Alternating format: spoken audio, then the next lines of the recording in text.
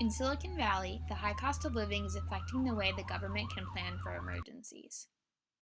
We have a workforce issue now where we have law enforcement and first responders who are living in trailers in the parking lots of city halls because they can't afford to live here anymore, and so they do their 3 or 4 shifts on, and then they drive home to Solano County.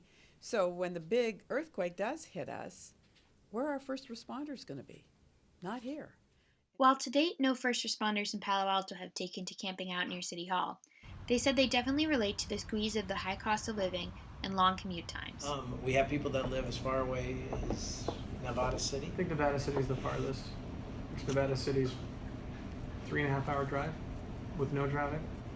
So that guy that lives in Nevada City gets up at 2 o'clock in the morning to drive into work on his first day.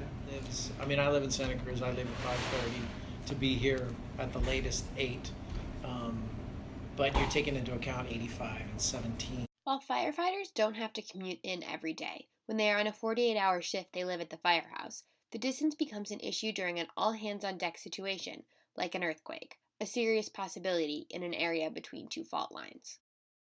With the current USGS planning, we know that it's only a matter of time before we have some earthquake. They believe that there's a better than a 70% chance that within the Bay Area, we'll have a 6.5 magnitude earthquake or greater. Rainey said that personnel who live far from their station is one of the challenges considered when planning for an emergency in Palo Alto, and that measures like a neighborhood volunteer response team have been taken to mitigate this, along with some creative suggestions. One of the kind of unique planning efforts we've explored is using the Palo Alto airport, using the small planes there, and local pilots to help us bring employees in via airplane.